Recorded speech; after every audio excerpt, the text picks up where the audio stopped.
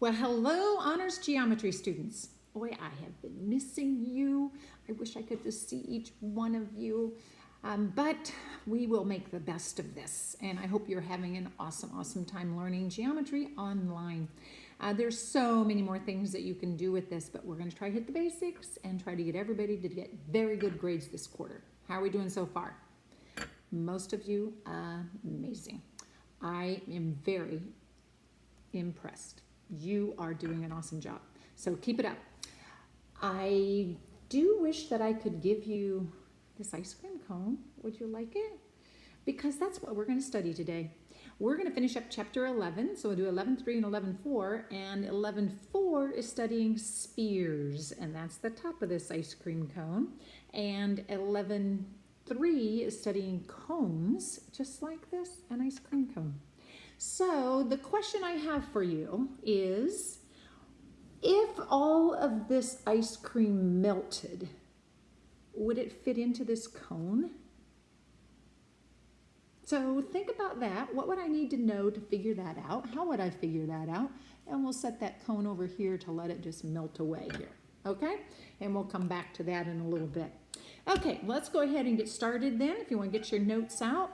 As I said, we're going to be looking at volume of pyramids and cones. We already know what a pyramid and a cone are, and it's pretty easy to look at and say, okay, last week we looked at bases where there were two congruent bases in cylinders, or the bases where there were two congruent bases in prisms. So today we only have one base and one point. So the first thing is then, what happens if I just made the net of these? Well, the net of the pyramid isn't too bad to make. You would just say, okay, it would be just like peeling it down. Assuming this is a square pyramid, I could start off with the base. I'm going to make it a lot smaller and just make a square for the base. And then what shapes would I be peeling down from the point? Yeah, you can see that pretty easily, can't you? You would just be pulling down 4 congruent triangles. They would be isosceles triangles, but we don't know if they're equilateral or not, depending on what the edges are. So my base of my pyramid could look like that, but does it have to? Of course not. And of course then, if I wanted to find the surface area of it, I would just add up the 4 congruent triangles and then the 1 square base, and I'd have the surface area. But what about the net of this? What do you think is going to happen there if I were to tear that apart and keep it flat? Well, the first part isn't too bad. You know the base is a circle, so I know I'd end up with a circle, so I can put that little circle up there. But what about this part of the cone? Would it be a triangle? Well, let's try it. If I made it a triangle and I just pulled these two ends together, would that make a cone? Yeah, you can see it doesn't really. More like a waffle cone maybe, because it's not the same height. It doesn't come, you have to cut off those. So what is that piece of the cone? So if I took this cone and I cut off the circle and then I cut it right here and I pulled it apart, what would it make? I think some of you are catching on.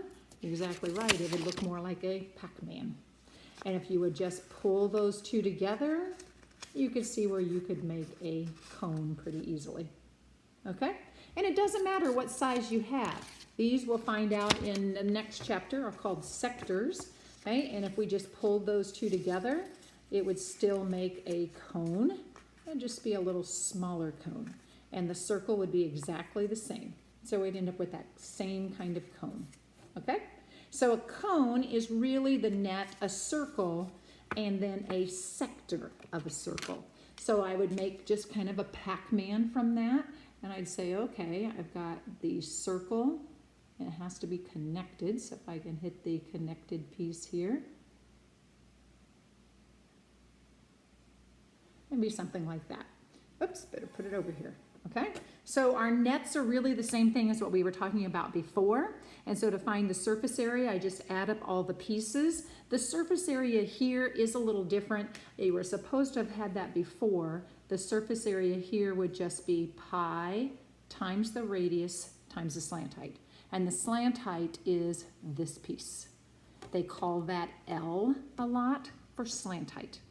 Okay, so basically you have a little bit of vocabulary here. The nets aren't too new. We've got that figured out. The radius shouldn't be too new. That would be this.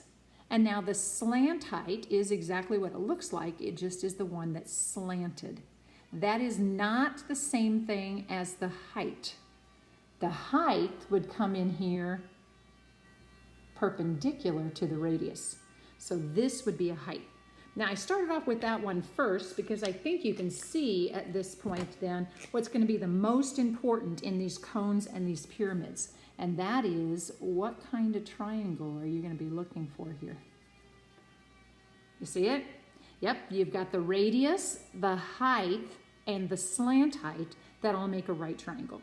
Now the same thing happens in a pyramid. So if I have a pyramid, the height and the height of one triangle, so that would be the height of just one of the faces, and then coming down from that side over would also make a right triangle. Now that's really the most important thing I need you to see. So let me kind of look at that in terms of the solid here. So what we're saying is if I come down here and the height, so perpendicular to one side, and then I make a radius from that point to the center here. Okay, can you kind of visualize it then? And then I'd make a segment between my two fingers. I would end up with a right triangle. So that right triangle is going to be very, very important for us as we look into this.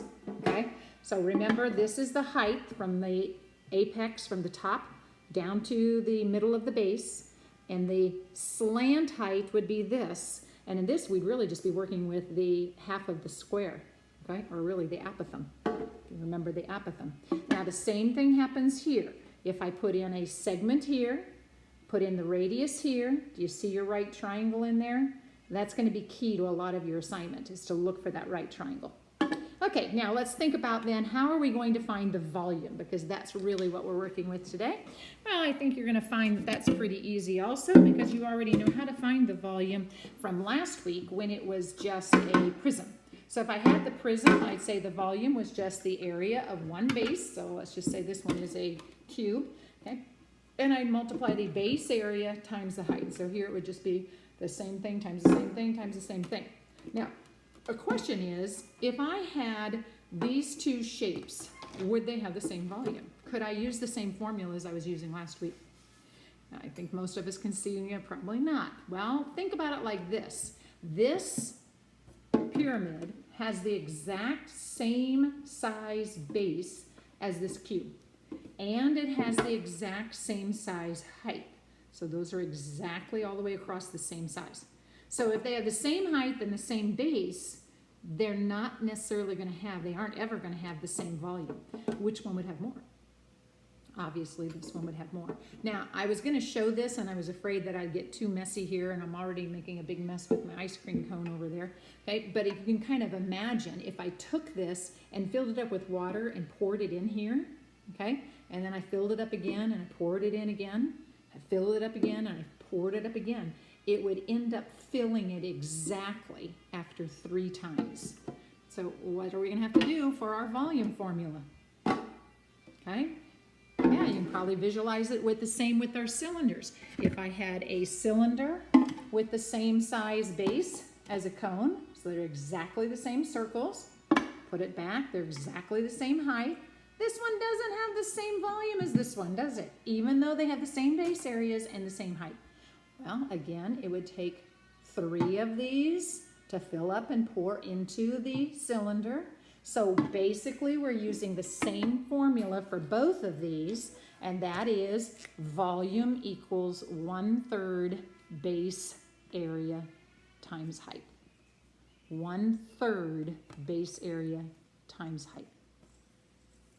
Okay, so it's really not a whole lot of difference. The big key here then is when you make the nets to make sure that you use a sector of a circle for the cone, and then remember to look for those right triangles in both the pyramid and the cone. Okay, so let's try it. Let's say I want to find the volume of a square pyramid. Okay, and this square pyramid has an 8-inch base and it has a slant height. That's called the slant height. It's the one that's slanted on the triangle. It's the height of one of the triangles. Okay, not the height in here. Well, I know if I'm going to find the volume, then I'm going to be using, let's use a different color here. Volume equals 1/3 base area times height. Okay, and my base area is very easy because what shape is my base? Exactly, it was a square. So a square, 8 by 8, would be 1/3 times 64. So the question is, what is my height? So I have to figure out what is this length. Is that going to be the same as my 5-inch slant height? Obviously not. So it's the same thing we was just talking about, just make it into that triangle where the 5 is the hypotenuse of that triangle. Your right angle is inside, perpendicular to the base. Okay, and then how are you going to find this side? You're exactly right. It's half of what you had here. And so some of you at this point say, okay, I got the Pythagorean theorem, 4 squared plus x squared equals, or b squared equals 5 squared. Others of you are saying, hey, it's nothing more than a 3, 4, 5, where my 3 was missing. So my height is just 3. Okay, so the key is look for that right triangle. 1/3 of 3 cancels out, so my volume is 64. Now what would your units be? 64 what? You got it. Same thing as what we had before. That would be in cubic inches. So my volume is 64 cubic inches. Okay, let's try one for a cone here in 11.3. So what happens if it says find the volume of a cone with a base circumference of 25 pi inches and a height of 2 inches more than twice the radius? How am I going to draw that? Well, it's a cone, so it's not so bad. So we'll just draw a cone over here. So we've got our circle. Okay, there's our cone. And it says our base circumference. So what is the circumference? Well, the circumference is just that, all the way around the base. So my circumference is 25 pi inches. And circumference, remember the formula, is just pi d. Oh, so then what is the diameter? You're exactly right. Diameter would be 25 inches. And then it says it's 2 more than twice the radius, so I have to find the radius. So the radius is 12.5 inches. So that's this radius, if I can draw here, 12.5 inches. Okay, and now I'm just going to go, okay, now I need to look at my whole volume. The volume of a cone is 1/3 base area times height. Well, I know my base area, that's just a circle. What's the area of a circle? You got it, pi r squared. So I'm really just going to do 1/3 pi r squared times height. Okay, well, if I have the radius is 12.5, how am I supposed to find the height? Well, remember it's an algebra problem. 2 inches more than twice the radius. Well, the radius is 12.5, twice the radius. 2 times 12.5 would be 25. 2 more than 25, oh, it's not so bad. My height is just 27 inches. Okay, so then I'm just going to fill it in, use my calculator, and I would have my answer. 1/3 times pi times 12.5 squared times 27. Okay, and somewhere I had that answer, but it's eluding me at this point, but you can put that in on your calculator and get the answer there. And that's really all there is to volumes of cubes and, volumes of pyramids and cones. So it's not too bad at all. So let's move on. Oh, he just has to remind me every week, doesn't he? What happened last week? Let's see, what question did we have last week? Well, last week our question was, what solid can cure strep throat? What solid can cure strep throat? Did we figure it out? Did you figure it out? That's a no. But I did have somebody. Good job. Okay, and well, Netta almost got it. Okay, we'll call her good. So good job, Netta. And that is, what solid can cure strep throat? A penny cylinder. Remember how we had that last week where I stacked up all my pennies? Penny cylinder. Get it? Penny cylinder? Okay, maybe yes, like a little bit of a stretch. But I like this one. Thank you, Netta. Why didn't the math student share her answer? Why didn't the math student share her answer? Think about that. Email me if you get the answer. Why didn't the math student share her answer? Oh, you like that one, don't you? Yeah, I think so. Stick around. We might be able to use you for a little bit of our next lesson. Okay, let's go ahead and finish up here. We're on 11.4, and we're just looking at volume and surface area of spheres. Again, very heavy on just looking at formulas here. So basically, we're just going to be looking at a sphere and a hemisphere. So a sphere, just like a basketball, baseball, anything where it's completely like a three-dimensional circle. Okay, and they're going to have a radius, they're going to have a diameter. About the only new thing in a sphere is a great circle. The great circle is if you cut the sphere exactly in half, that circle in the middle there, that's the great circle. Okay, so if they say the great circle has a diameter of 12, it would mean that my radius of my sphere is going to be 6. Okay, so it's really not too bad. Okay, so then what we're going to be looking at are the volume and surface area of them, and they're really just formulas.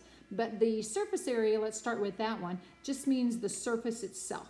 Now, if I just want just this part, so if you think about this part in comparison to the great circle, all of this, which would have more surface? If I put stickers on this, or if I put stickers on all of this? And if we had time, we could put stickers all over it, and we would find that it has twice as many stickers here as it would take to cover this. So basically, the hemisphere has a surface area of 2 pi r squared.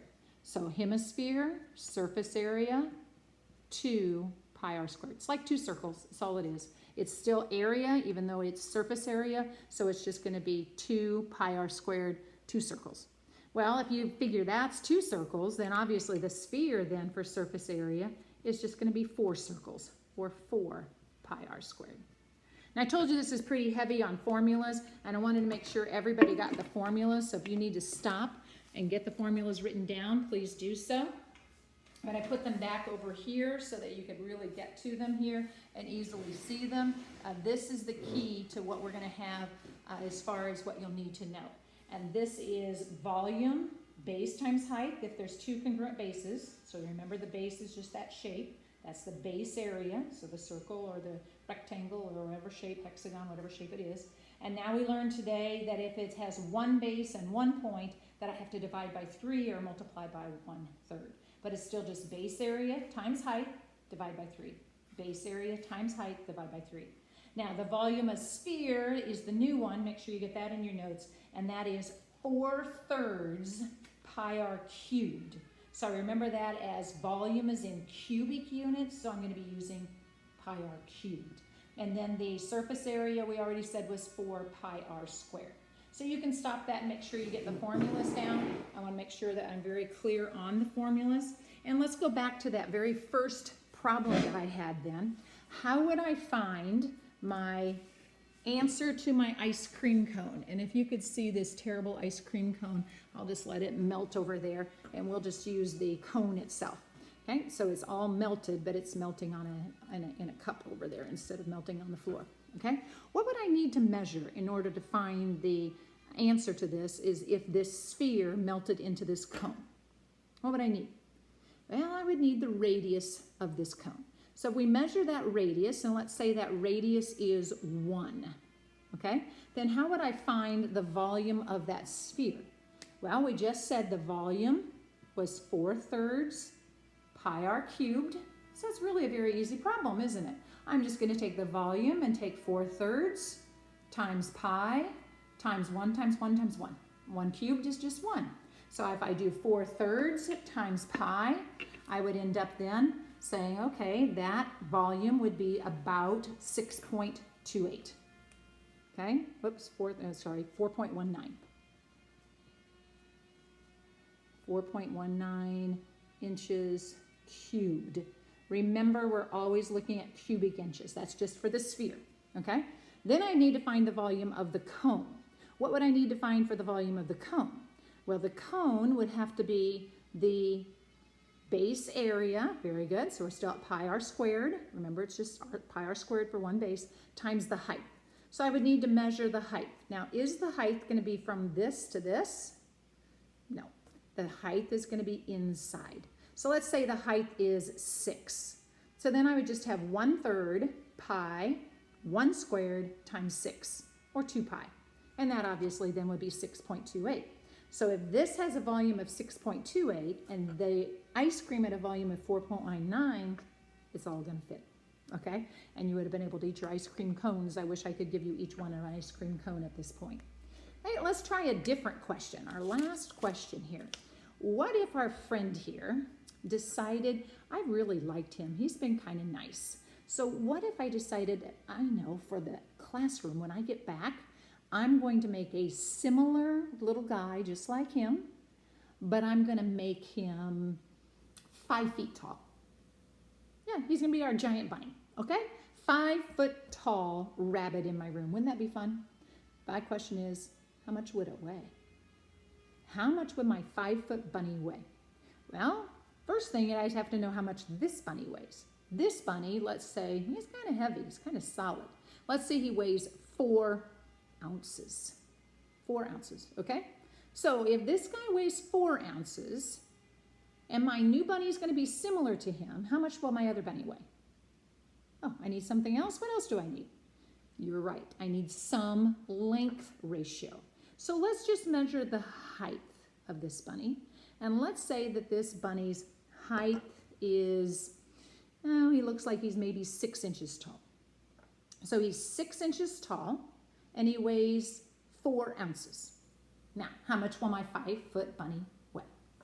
Well, just remember that you are still working with, and still in this, similar figures, because all of my